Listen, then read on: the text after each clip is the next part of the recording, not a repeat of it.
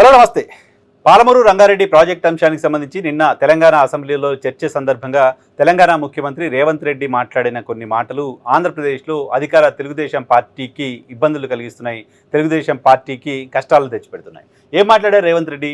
రేవంత్ రెడ్డి చెప్పారు, పాలమూరు రంగారెడ్డి ప్రాజెక్టుకు సంబంధించిన చర్చ సందర్భంగా రాయలసీమ లిఫ్ట్ ఇరిగేషన్ ప్రాజెక్టుకు సంబంధించిన పనులని ఆపివేయాలి అని చంద్రబాబు నాయుడిని తాను క్లోజ్డ్ రూమ్లో కోరాను. ఆ పనులు ఆపివేస్తే మాత్రమే ఫర్దర్గా మిగతా ప్రాజెక్టులకు సంబంధించిన అంశాలపైన చర్చలకు ముందుకు వస్తానని చెప్పాను. దీంతో నా మీద గౌరవంతో ఆయన ఆ 4 గోడల మధ్యన జరిగిన సమావేశంలో మేము మాట్లాడిన అంశాలను బేస్ చేసుకొని నిర్ణయం తీసుకున్నారు.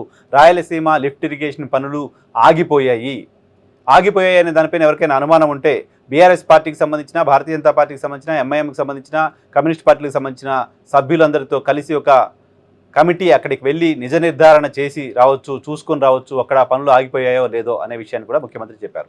ఇది నేను తెలంగాణ కోసం సాధించిన ఘనత. ప్రతిరోజు 3 టీఎంసీల చొప్పున శ్రీశైలం నుంచి నీటిని తోడుకునే అవకాశం రాయలసీమ లిఫ్ట్ ద్వారా ఉండేది, దాన్ని లేకుండా చేశాను, ఆ తెలంగాణ ప్రయోజనాల్ని నేను కాపాడాను అంటూ రేవంత్ రెడ్డి చెప్పారు. రేవంత్ రెడ్డి మాట్లాడిన ఈ మాటలు తెలంగాణ ప్రజలను తన వైపు తిప్పుకునేలా చేయడం, తెలంగాణ ప్రయోజనాలని చంద్రబాబు నాయుడికి రేవంత్ రెడ్డి తాకట్టు పెడుతున్నారు అంటూ ఓ ప్రచారాన్ని బీఆర్ఎస్ పార్టీ చేస్తున్న నేపథ్యంలో దాన్ని కౌంటర్ చేయడం కోసం రేవంత్ రెడ్డి బహుశా ఈ మాటలు మాట్లాడవచ్చు. ఇప్పటికీ తెలంగాణ ముఖ్యమంత్రిగా రేవంత్ రెడ్డి ఉన్నప్పటికీ మా ముఖ్యమంత్రి అక్కడ ఉన్నారంటూ తెలుగుదేశం పార్టీకి సంబంధించిన శ్రేణులు, తెలుగుదేశం పార్టీకి సంబంధించిన కొంతమంది ప్రముఖులు మాట్లాడుతూ ఉంటాం. ఆఫ్ ది రికార్డ్ చాలా సందర్భాల్లో చూస్తూ ఉంటాం. ముఖ్యమంత్రి రేవంత్ రెడ్డిని మావాడిగా ఆంధ్రప్రదేశ్లో కూటమి సర్కారు కూడా భావిస్తూ ఉన్నట్టు ఇంప్రెషన్ చాలా సందర్భాల్లో కనపడుతూ ఉంటుంది. ఈ నేపథ్యంలోనే తనపైన చంద్రబాబు అనుచరుడు, చంద్రబాబు శిష్యుడు అనే ముద్రను తొలగించుకోవాలి.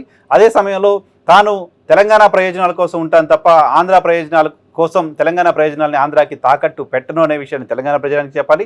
పైగా తనకి తెలంగాణ రాష్ట్రం, తెలంగాణ నీటి ప్రయోజనాలు చాలా ముఖ్యమనే విషయాన్ని చెప్పాలి. దీనిలో భాగంగా ఆయన చాలా స్ట్రాటజిక్గా అసెంబ్లీ వేదికగా ఆన్ రికార్డ్ ఆంధ్రప్రదేశ్ ముఖ్యమంత్రి రాయలసీమ లిఫ్ట్ ఇరిగేషన్ పనులని ఆపించి వేశాడు అనే విషయాన్ని చెప్పారు.